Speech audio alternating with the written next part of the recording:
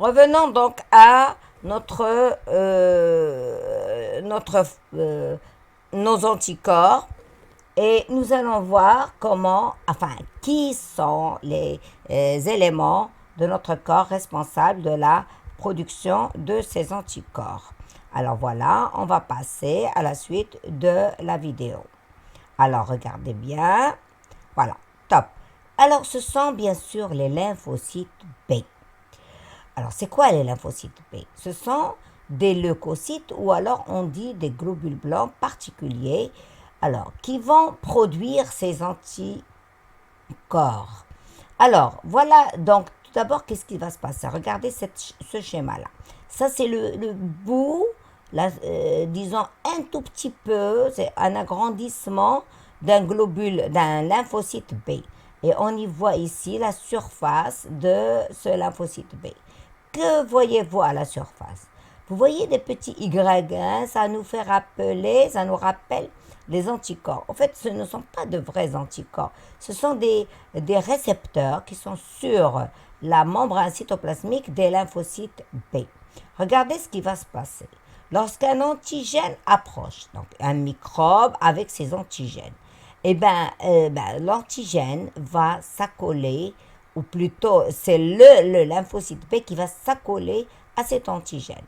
En s'accolant à lui, le lymphocyte B, comme si on va dire qu'il va se réveiller, il va s'activer, il va devenir actif.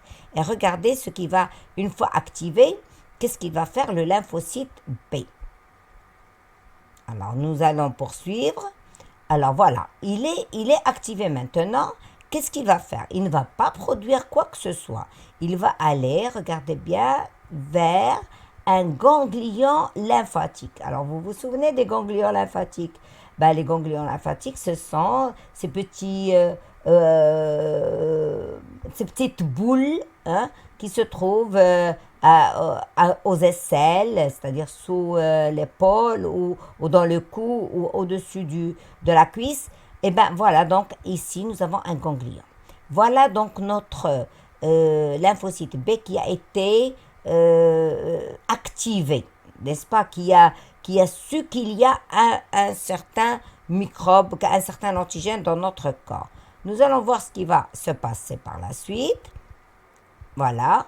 Alors voici donc ce lymphocyte B, il va commencer à se multiplier, comme vous voyez. Il était 1, maintenant ils sont 1, 2, 3, 4, 5, 6, 7, 8. Alors normalement c'est pas 8, c'est 8000, c'est je sais pas, un nombre extrêmement important. Et c'est pour cela que nous allons sentir, lorsqu'on a une inflammation, nous allons sentir que ces ganglions vont gonfler. Alors, ils sont devenus un peu, ils nous font mal. Voilà pourquoi, parce que, voilà, il y a une multiplication. Alors, voilà maintenant ce qui va se passer. Ah, là, on nous montre ici les ganglions, les fameux ganglions, où est-ce qu'ils se trouvent? Ils se trouvent ici, donc au niveau du cou. Ils se trouvent aussi sous les aisselles, ici, au niveau du bas de l'épaule, et aussi au niveau du haut de la cuisse, et même à l'intérieur du ventre. Alors, on va reprendre qu'est-ce qui va se passer. Alors, donc ces ganglions, ces lymphocytes qui se sont formés au niveau du ganglion, ils vont se multiplier. Et parmi eux, il y a certains, on les a schématisés par 6, mais ils sont beaucoup plus que ça. Ils vont commencer, regardez ce qu'ils vont faire, regardez, top. Ils vont commencer à fabriquer des choses et des choses. Et c'est quoi ces choses? Ce sont justement les anticorps. Donc, les lymphocytes vont se transformer, on va dire se différencier en plasmocytes. Les plasmocytes, ce sont les lymphocytes B qui se transforment en lymphocytes B producteurs d'anticorps. Donc, ce sont les plasmocytes qui ont produit les anticorps. Par contre, regardez ici. Il y en a d'autres, mais un peu moins plutôt, un peu moins, qui vont se transformer en lymphocytes B, mémoire. C'est quoi les mémoires? Eh bien, ces lymphocytes B vont se souvenir du type d'antigène qui nous a envahis. Et donc, ils vont plus tard se souvenir lorsque toute l'infection est terminée, on n'est plus malade, et bien, lorsqu'on retombe malade, il y a une autre infection avec le même antigène, et bien, ces lymphocytes B mémoire vont se souvenir de lui et vont faire leur travail, c'est-à-dire ils vont commencer à se multiplier de nouveau pour produire très rapidement cette fois-ci des anticorps. Alors, nous allons maintenant, comme on a dit, il y a certaines fois où ça marche. Avec les lymphocytes B, on produit les anticorps neutralisent les antigènes et c'est fini. Mais des fois, lorsqu'il y a par exemple un virus ou alors un BK, un bacille de coque ou alors une cellule cancéreuse, eh ben les lymphocytes, les anticorps ne sont pas actifs là-dessus. Et on fait appel à un autre type de lymphocytes, ce sont les lymphocytes T que nous avons schématisés ici avec une autre couleur. Voilà, qu'est-ce qui va se passer? Ben, c'est presque la même chose. Les lymphocytes T vont faire la connaissance alors voilà, donc il y a certains phagocytes qui vont juste reconnaître le lymphocyte, il va juste reconnaître l'antigène qui a été pris et qui a été par un phagocyte et qui a été présenté au lymphocyte T. Que va faire le lymphocyte T? Regardez. Encore une fois, il va tout simplement, voilà, top, il va aller vers les ganglions lymphatiques où il va se multiplier comme tout à l'heure. Eux aussi de la même façon.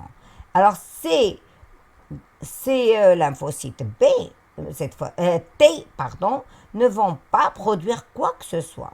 Mais elles vont quand même tuer l'antigène. Comment cela? Regardez bien, vous allez vous en souvenir maintenant. Top.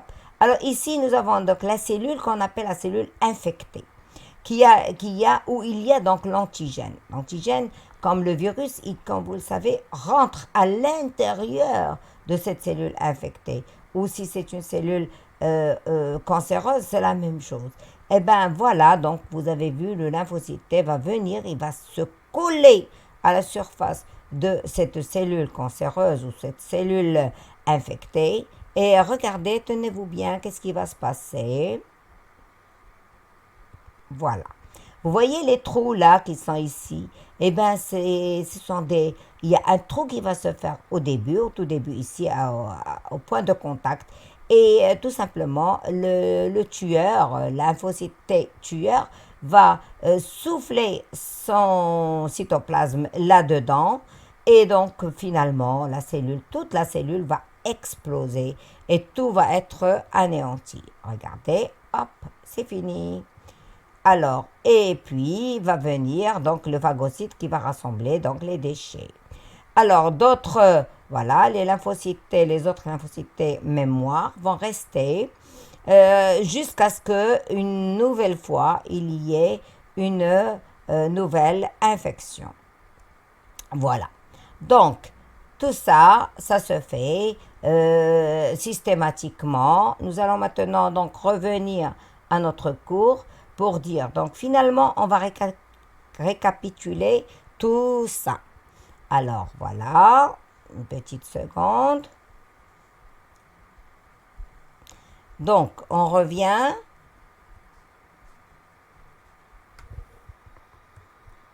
Voilà, donc on est là. On va passer maintenant à la diapo suivante où on va voir une synthèse. Alors, la synthèse, c'est ça. Donc, voilà. Quels sont les caractéristiques des réponses immunitaires que nous venons de voir. Alors, c'est un schéma général. Les réponses immunitaires inflammatoires, elles se font grâce donc aux phagocytes. Et puis, elle se fait par une inflammation tout d'abord, puis la phagocytose. Elle est rapide, instantanée, elle est non spécifique. Revenons maintenant à l'autre réponse qui est la réponse immunitaire spécifique à médiation humorale, c'est-à-dire lorsque on utilise les anticorps. Alors, elle nécessite l'activation des lymphocytes B, comme nous venons de voir, grâce au lymphocyte T4. Et elle se fait par production des anticorps spécifiques de l'antigène des plasmocytes, par des plasmocytes, et puis elle est lente, hein, c'est ça son défaut, elle n'est pas immédiate comme la phagocytose. Et puis elle est spécifique pour chaque antigène, il y a un anticorps spécifique. Voilà donc pour la réponse immunitaire spécifique à médiation humorale. J'insiste, je veux juste vous rappeler, médiation humorale, c'est lorsqu'on fait intervenir la présence d'anticorps. Souvenez-vous, anticorps, médiation humorale. Maintenant, on va... eh ben oui, elle possède une mémoire, je vais oublier. Voilà. Alors maintenant, on va passer à la réponse immunitaire spécifique à médiation cellulaire. Nous allons les résumer de la façon suivante. Elle nécessite donc aussi l'activation, mais cette fois-ci des lymphocytes T, pas des lymphocytes B, grâce aux lymphocytes T4. Ensuite, elle se fait par production de lymphocytes T cytotoxiques. On les appelle cytotoxiques car elles sont toxiques pour les cellules infectées. Elles les tueuses. Et puis, elle est lente, comme l'autre réponse spécifique, et elle est spécifique aussi, et elle possède une mémoire. Voilà, donc ça c'est un résumé général qui résume toutes les réponses immunitaires. Alors plus tard, on résumera les modes de renforcement des réponses immunitaires, c'est-à-dire les modes de prévention et les méthodes de traitement. Ensuite, on va faire un bilan sur les allergies et le sida. Et puis, comme ça, dans les années à suivre, notamment au baccalauréat, vous allez réétudier tout ça, Inch'Allah. Vous n'aurez aucun problème à suivre les cours sur l'immunologie. Donc, à la semaine prochaine. Et à bientôt. Au revoir.